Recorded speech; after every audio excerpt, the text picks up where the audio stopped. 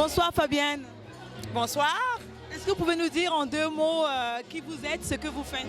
Fabienne Collat, présidente fondatrice des festivals de films black de Montréal, Toronto, Halifax, Calgary, Vancouver, et aussi du Festival Haïti en folie et de la Fondation Fabienne Collat.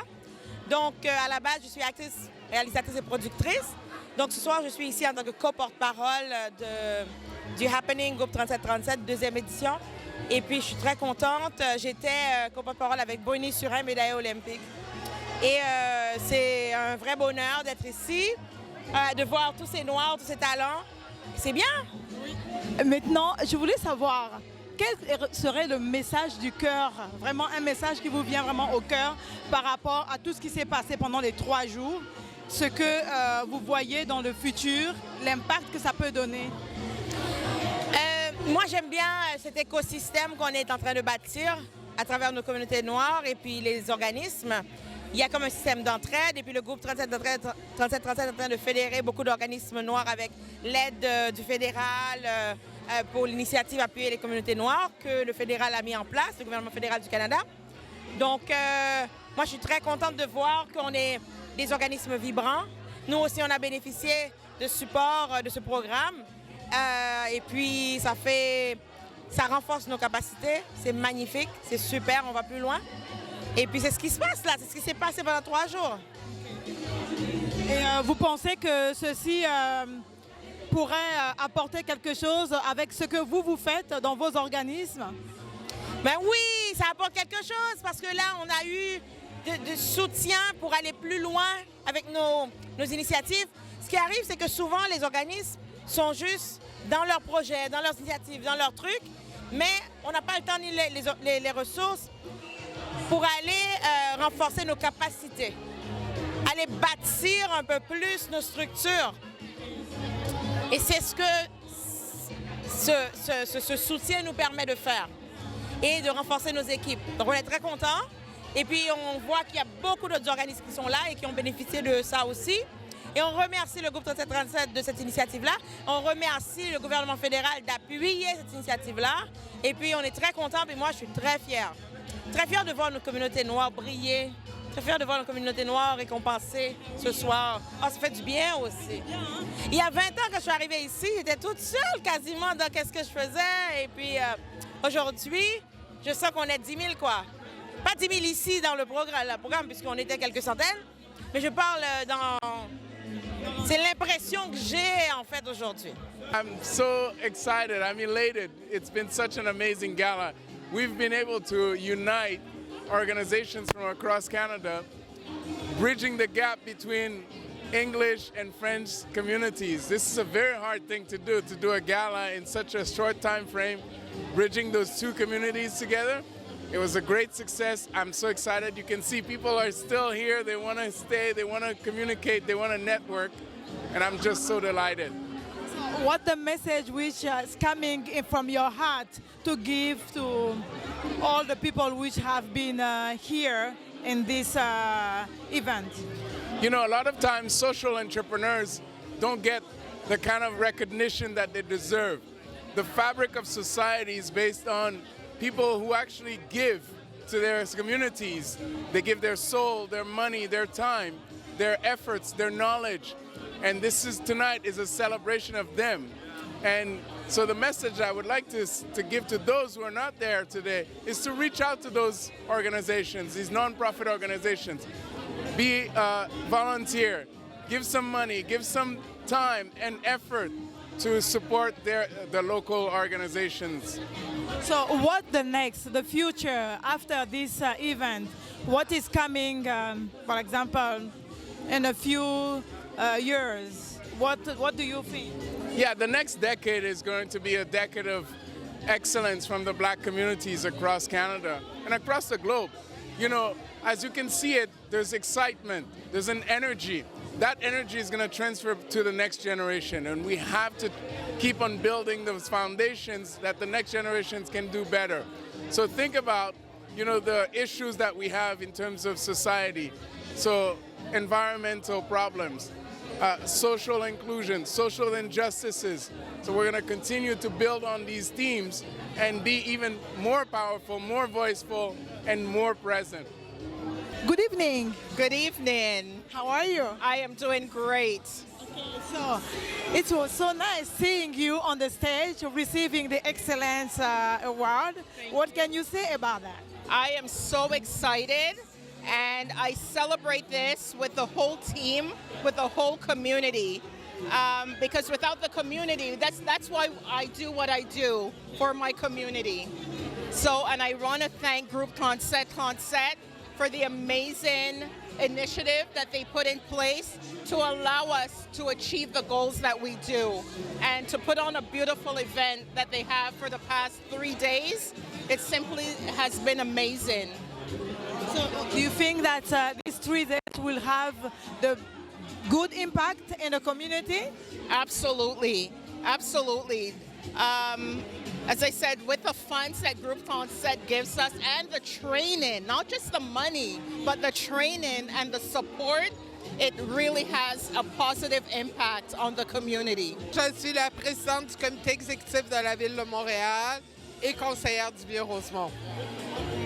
Alors, par rapport à la soirée du happening au Bénel, qu'est-ce que vous pouvez dire à la communauté qui nous suit en ce moment? Moi, je pense que cette soirée était absolument magique et on a besoin d'organismes comme le groupe 3737 pour pouvoir aider avec ce genre d'initiative à faire rayonner tous les talents qu'il y a dans la communauté noire. Comme vous êtes une leader, qu'est-ce que vous voudrez vraiment, quel message vous voulez transmettre à ces gens? Ben, je dirais qu'il ne faut jamais renoncer à ses rêves. Hein? Je raconte souvent que j'étais très jeune et j'avais envie d'être maire de Montréal. Je ne suis pas tout à fait mairesse de Montréal, mais pas très loin. Étant le numéro 2 de la ville, ça m'a pris 25 ans la première fois que je me suis présentée maintenant. Et on y arrive. Donc moi, je dirais, croyez dans vos rêves, croyez dans votre potentiel et réalisez-le. The positive things in life and to negate the negative things in life. The minute we stop changing, we are dead. So about this community, these black communities, which does not understand what you are saying, that we have to make a change. You gotta make a change because when I came here in 1957, black people were almost not heard, listened to. Since then, they have listened to us, listened to the news media, and see who are the people that are talking to you now. Here, the United States, Europe, Asia, the Caribbean, Latin America, North America. There were no black people talking to us in the sense now. Now they're listening, at least they're listening. Now we gotta grab what they are listening to and make something out of it. We have to stop begging and demanding. That time for begging is over. So now we have to start working. We gotta work, Showing and that's right. We have to show product for the work we put in. This is a wonderful event that took place. We just wrapped up. It's been a long 3 days, but this is the end, and it ended on a beautiful note. And you see the emotion in the hall with Mr. Ed Veltusi was crying for the work that he was doing. So you see that work is coming from the inside, and as I said, we just want the black community to strive and get better, the nonprofit profits, so we can help the community and everybody thrive and grow. So what do you want to say we are at the end now? What do you want to communicate to the community? I want to say to the community we have to still learn to work together. We have to work together because 1 + 1 is 2, 2 becomes 4, 4 becomes 16, and we develop like that. So organizations, we have to support our organizations so that the organization could be in a better position to help the community so that when the community grows, the community could give back to the organizations, and that's how we grow too as well. And one of the things I would say with Groupe 37, we're still working for ways to bridge the gap between the English and the French because, we're here in the province of Quebec and we have our situation, but we're working on bridging the English and the French. One thing I would like to say too, thank you to the federal government and Desjardins for supporting this initiative, but I would also like to see the provincial government, right? We have the federal government, we want to see the provincial government, so if Mr. Legault sees this video, the black community needs your support. The city of Montreal community needs your support too as well. Bonsoir. Bonsoir. Est-ce que vous pouvez nous dire en 2 mots qui vous êtes, vous présenter et puis nous dire ce que vous faites. Alors, je m'appelle Réal Barnabé. Je suis vice-président de la Fondation Fabienne Collat et même cofondateur avec Fabienne et Émile de la Fondation. On l'a créée en 2006. Hein? Alors, comme la Fondation est bénéficiaire de ce programme-là, géré par Groupe 3737, et comme elle était un peu invitée d'honneur ce soir, ben, je suis là pour cette raison. Nous avons eu 3 journées d'atelier où on a eu à partager beaucoup de choses, des points vraiment qui touchent la communauté, les gens dans la société. En 2 mots, qu'est-ce que vous nous diriez de ce que vous avez vraiment, ce qui vous a tenu à cœur et que vous aimeriez partager? Ben, moi, pour vous dire franchement, je n'ai pas pu suivre tous les ateliers, mais j'ai vu la programmation. J'ai trouvé que c'était extrêmement intéressant, c'est nécessaire. C'est le genre de choses qu'on fait aussi. Nous, on organise des festivals, mais il y a toujours des ateliers pendant les festivals et on aborde des questions propres au milieu de la culture, mais parfois, ça se rapproche un peu des préoccupations qui ont été soulevées ici. Et je trouve que c'est très important et ça a été un grand succès. Bonsoir. Bonsoir. Est-ce que vous pouvez nous dire en quelques mots ce que vous faites? Je représente un organisme qui s'appelle Black Build Up, qui est basé en Colombie-Britannique. Et j'ai été invité ici par le groupe 3737. Comme son nom l'indique, nous nous occupons à construire la capacité des organismes à but non lucratif noirs dans la partie ouest du Canada. Que ce soit des plans stratégiques, que ce soit des formations, capacity building, dans l'entrepreneuriat, que ce soit dans la gouvernance, mais aussi dans l'advocacy. Parce que nous voulons nous assurer que la voix de chaque personne compte, surtout dans notre communauté. Et on peut savoir déjà à qui est-ce qu'on s'adresse? Franklin Bouguet, Executive Director et Founder de Black Build Up. Alors, nous avons eu 3 jours d'atelier ici où nous avons appris beaucoup de choses dont les gens ne touchent pas dans les communautés, dans les entreprises. Qu'est-ce que vous pensez que cela pourrait avoir comme impact dans la communauté? Écoutez, ça c'est un événement extraordinaire. Je le dis parce qu'avant, on n'avait pas des événements de telle envergure. Ici, on a pu avoir tellement d'ateliers. Et un des ateliers, par exemple, qui m'a beaucoup marqué, c'est celui sur la santé mentale.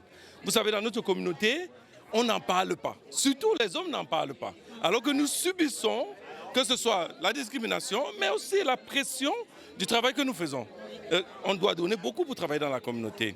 Et parce qu'on n'en parle pas, souvent, ça se reflète par notre comportement dans nos maisons. On est violent, on boit de l'alcool, on souffre en silence.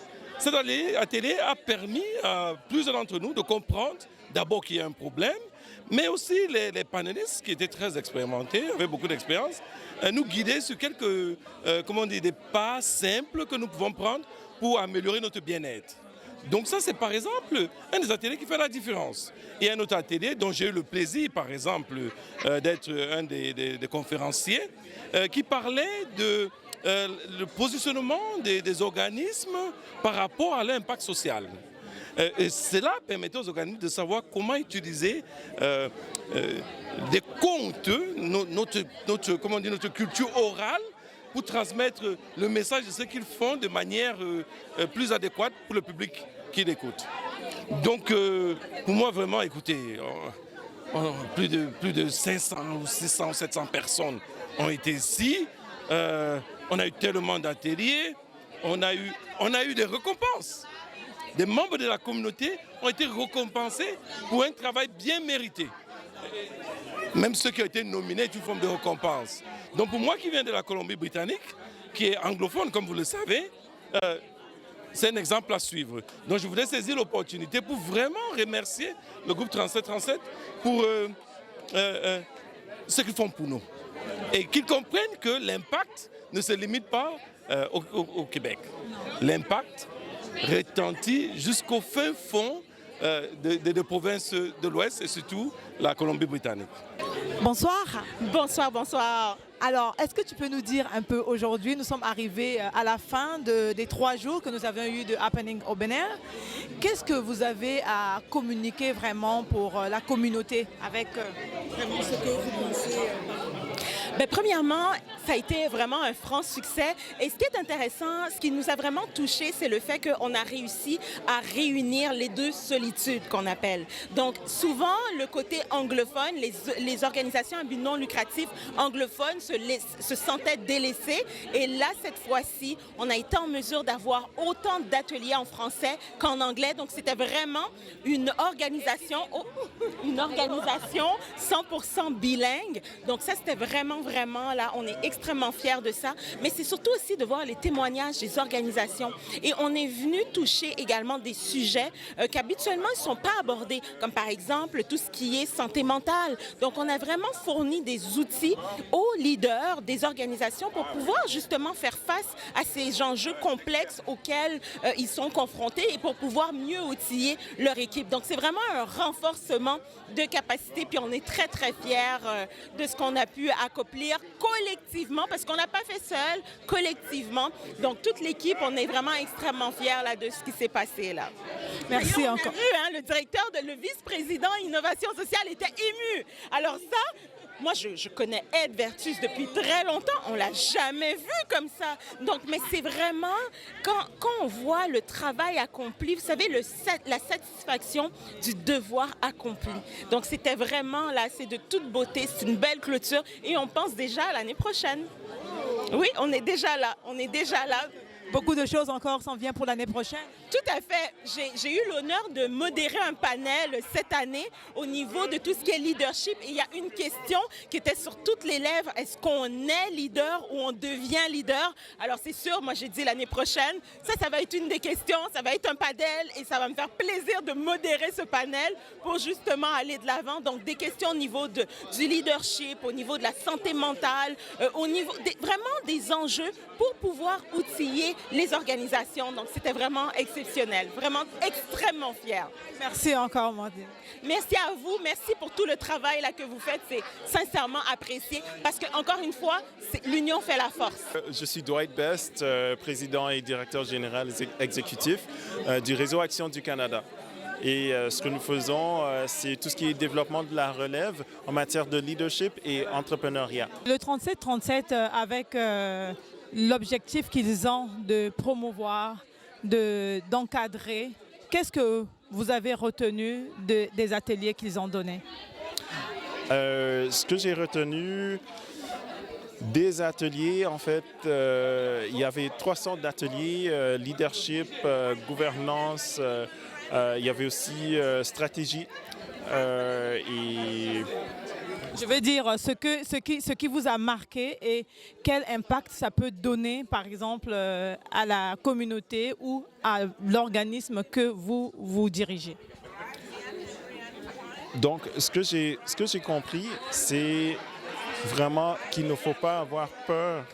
Il faut vraiment oser. Il ne faut pas avoir peur d'aller vraiment chercher les personnes qui ont ces ressources-là et qui ont ces connaissances et vraiment les approcher avec une certaine confiance en soi. Parce que là, non, on ne connaît pas tout. Ça, c'est clair, mais c'est normal. Et oui, on part d'un niveau qui est assez, je dirais, assez bas. Dans plusieurs scénarios, plusieurs circonstances, mais ça ne veut pas dire qu'on n'a pas la capacité de grandir et de développer tout ce qui est nécessaire pour justement livrer des résultats à nos communautés respectives. Donc, c'est vraiment le courage que j'ai retenu en fait comme leçon principale. I think what we saw today and over the last 3 days that the happening was really about community innovation. So community coming together to kind of share what are the needs, but then what are the solutions that we can build together is really what we've encapsulated in this time together. Tonight is really the celebration of the 3 days, but I think it's also a recognition of all the innovation that's happening across this country to help Black communities rise from the nonprofit sector. I've celebrated 20 years working exclusively in the nonprofit sector for the Black community exclusively. So for me, these evenings, these nights are memorable because it shows that we're not alone in the work that we do. If we come together as a collective, we can really see change to benefit our communities. Bonsoir Louis Edgar, nous sommes arrivés à la fin de ces ateliers que nous avons eu pendant 3 jours et par cette soirée qui s'est terminée par ce gala fabuleux. Qu'est-ce que vous allez nous dire vraiment de tout votre cœur? Ben, c'était vraiment extraordinaire, vraiment la présence, l'implication. Je pense aussi là, le feedback, encore une fois, était extraordinaire par rapport, non seulement aux 3 jours, mais par rapport à l'événement. Pour moi aussi, de voir cette beauté noire, justement, qui s'est présentée justement ce soir à notre gala. Je suis vraiment extrêmement fier, vraiment, de voir comment que les collectivités noires sont venus ensemble, se sont rassemblés justement pour non seulement supporter le gala, mais supporter, si on veut, la cause de renforcement de capacité des gens qui travaillent d'arrache-pied tous les jours pour servir les communautés noires. Je ne peux pas être plus fier de cela. Vraiment, je suis extrêmement heureux et sans voix. Et je suis vraiment reconnaissant de faire, dans mon cas, d'un point de vue personnel, de faire le travail que je fais. Parce que tous les jours, on se lève, on essaye de voir dans quelle mesure on est capable de changer des vies, avoir de l'impact, puis de voir aujourd'hui justement que on peut avoir cette façon de peut-être contribuer à changer la trajectoire des communautés noires. Pour moi, là, ça me fait un petit velours, puis je suis vraiment très heureux, très content de l'activité, très content des 3 jours. Puis je pense qu'on peut dire, on peut aller dormir avec le sentiment du devoir accompli.